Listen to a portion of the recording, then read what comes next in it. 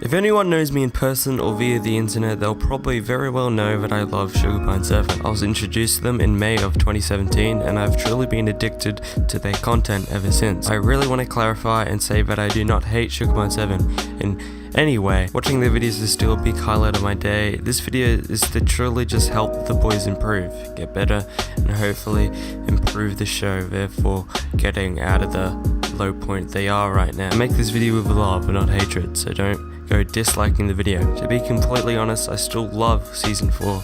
I guess I just feel like it's lost its charm and could be gained very easily. Just to prove I don't hate them, I want to say that I still watch every video, I listen to every Beyond the Pine podcast, I have 3 pieces of merch, I'm an active user on the Sugarpine 7 Reddit, I bought Rooster Teeth first just to watch the blooper reel and episodes early, I've rewatched every Sugarpine 7 stream. I'm coming! Hell, I've got my own alternative lifestyle inspired vlog series on my own channel that I've been working on for over a year. So there's no bad intentions with this video and I hope people can just listen and observe rather than just hate. Now it's no secret that the views and subscribers have not been very good recently and at the moment they're at the channel's lowest in their history. Now I don't think this is undoable, I actually believe quite the opposite. I truly think once it can be what it once was, the views and subscribers will come back. Slowly, but it will. One of the best elements from early Sugarpine 7 is that there was always an overarching story without it feeling like it actually had one. Season 1 of Alternative Lifestyle was Steven's point of view of him losing his company and his job at SourceFed and building his new company with his friends. In between, there were smaller plots in the show like the Funhouse job, Parker's possession, Kiv's deportation, and the live show storyline, which I'll talk about in a second. But in the end, the show was always about Steven and his move from SourceFed to Sugarpine 7. Now, an overarching storyline is something the boys didn't want to focus a lot in Season 4, as Season 3 was just a big narrative with little to no videos like Season 1. It was a TV show on YouTube, and that's what many believe killed Sugarpine 7, which I don't really agree with, but it did definitely start the views coming down. So as you can imagine, they tried to go as far as the storyline as possible, which I don't think was the problem. The problem was making a whole show a narrative. There was a disconnect. And it's not something everyone liked. Having an overarching plot is what I believe drew people in Season 1, and even though it was a small plot, it was good. People came back to see if Steven was going to have his company, if it was going to be successful. People came back to see if Parker was going to go through with being with Sammy Joe and portray his friend Kib. People came back for that, but also came back for a good laugh at the same time. Season 1 and Season 2 was a great mix of that. It's what the viewers wanted, and the views represented that. Well, in Season 4, there's no reason to go back. There's no engagement. It's just a bunch of friends out doing something with narration subtitles. And yes, it's still hilarious. Maybe Season 4 is funnier than Season 1 sometimes, but there's no reason for new or old viewers to come back besides that fact. To truly hammer my point in the ground, I'm going to compare an episode from Season 1 to Season 4 that have similar stories and why one from Season 1 holds up and the more recent one doesn't as much. The Season 1 episode is band practice and the Season 4 episode is making a #1 song. Both of these episodes are based on everyone coming together and making a song. Though they all have arguments and difficulties during it, in the end they all come together and make a good song. Both episodes start with Steven entering a studio for band practice, but instead of getting an introduction of where we are, what exactly we're doing, and an introduction to a subplot like in band practice, we get a quick, I've wanted to make a song, we're doing it now. This is my annual gig. I love you, Sleuth. So every week we get together and perform music. It's a welcoming environment and a great bonding experience, although we do have a tendency not to invite Jane. I arrived at the location, ready to make music I've had in my mind for quite a while. This is what I think a key element on why getting into the show would be so difficult now. We're truly just put into a middle of a situation. There is no beginning, middle, or end. There's a middle and an end. In Season 1, James was not invited to band practice, so he goes and finds an instrument that he's good at to try to redeem himself. These actions let us know a lot about James. We get to know that he's very stubborn and won't take no as an answer. We know he'll still do anything to hang out with his friends, and we find out that he can get angry at smaller things when he's frustrated. From these few minutes we get with James, we get to know a lot about him and exactly what his plans are for future episodes. There's a continuing story throughout episodes without anyone even realizing, and while that's happening, the rest of the boys, Steven, Kib, Parker, Jeremy and Alex from Couch Ketchup, for some reason, are arguing about making a song. Steven believes none of them have exactly what he wants. If we have a look at the season 4 episode, sure they argue, sure they go through conflict, and yeah, there's a story, but no one really cares about it for more than an episode. In the season 1 episode, we get payoff to the storyline, and several episodes after progressing the storyline, where in season 4, it almost feels like we never get a payoff in more than 2 episodes. Just disappointing.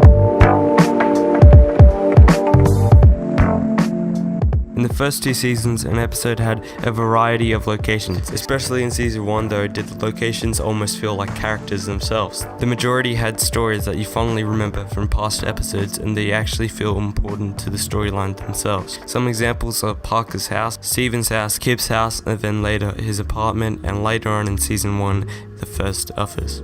In season 4, however, we have truly just put it into the middle of a situation, total brief narration piece on what we're doing, and the video finishes with them leaving. There's rarely any build up of them going there or when they're leaving. We get little one-off locations like a pizza museum, a bowling alley, and a college, etc. These locations have a lot of potential, and it sucks there isn't a beginning or end to give full potential to these locations. They obviously did go to locations like this in season 1, but they were followed by going to other locations. The show was never just a one place and it's done show. It followed characters wherever it went.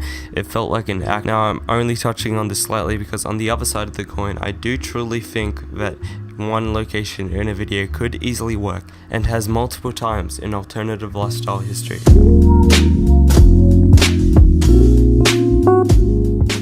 No, I'm not talking about the NBC show, I'm talking about the actual office used every day by Sugarpine7. Now, if you're an active watcher of Sugarpine7 and still watch alternative lifestyle episodes, then you'll probably agree with me and say that the office is used as a location way too much. Obviously, the boys do use it every day, and obviously it is allowed to be in videos, but there are so many videos only in the office. They might go outside the office, or into the entrance of the office, or in the funhouse office, but those are all in the same building. In episodes like that, there's no variety, and most of the time the video in itself is based off a singular bit and finishes after it's done. With season 4, it's almost predictable with what's gonna happen and what's not gonna happen. Character, most likely Kip, does something stupid, everyone tries to help, they do, and it's fixed.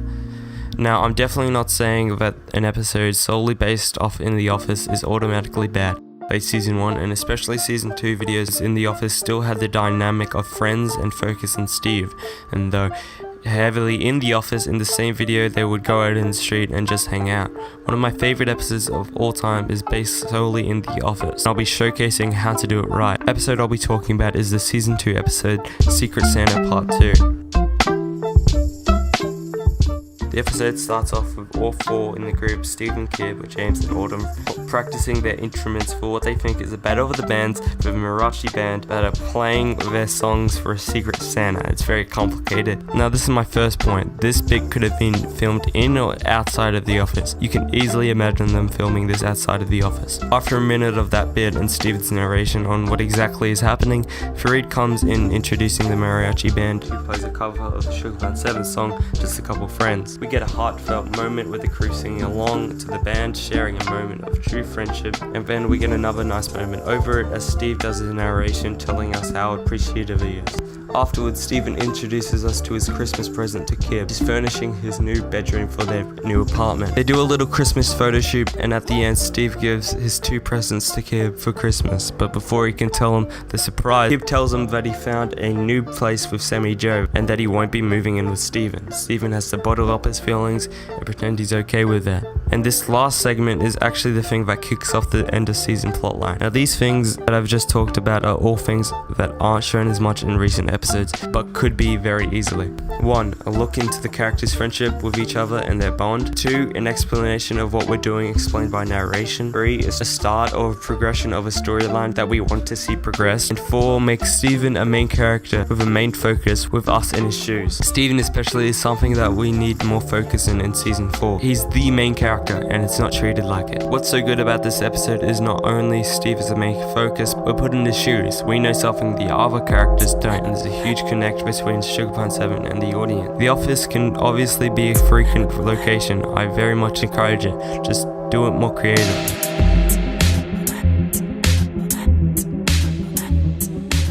Now obviously all these things I just named are huge parts of what makes Sugar Pants 7 lack the amount of charm it used to have. But there is one big part. In my opinion, what made the series so good at the start is that it was a vlog. That's what it started off as, and that's what it's completely lacking now. It started off as a unique vlog with freeze frame narration and subtitles. It had a story because Steven lost his job and needed something to do. It had so many locations because it followed Steven's life. It was a vlog. It had many locations because Steven would go to many locations and film because it was a vlog. There was an office because they were growing so fast and made videos so often that meeting up in a location every day would make things so much easier.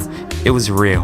We followed Steven and his friends go out and eat food or go hiking or just small things like them just trying to find a path for a car, and that was funny. And the editing, hilarious narration added to it. And yes, season 4 still has subtitles, freeze frames and narration, but something's off. The boys were always called the group that used the vlog format in a way that made it their own. It was impossible to replicate. With a big cast, all funny and unique, they all had their own morals, but at the end of the day, it was just a good show to watch, a good story you can easily follow, characters you can effortlessly get to know and laugh at, and the main character that you hate to love. It was an amazing show and still has huge potential to continue to be, but at the moment it's a shadow of what it once was. I'm going to continue to love the boys whether they listen to me or not. I really hope you guys can improve and take what I've said into consideration. I know shows need to change, and it's great to change creatively, but if you go back and watch a season 1 episode then watch a season 4 episode, the experience aren't similar. It's really just not the same. Hey everyone, it's me. I'm recording this on my laptop. It's 3 AM, I just finished editing this.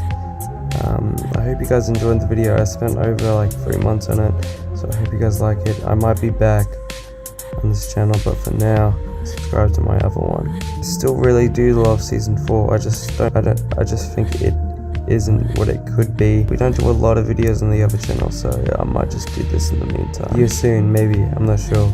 I'll see you guys later.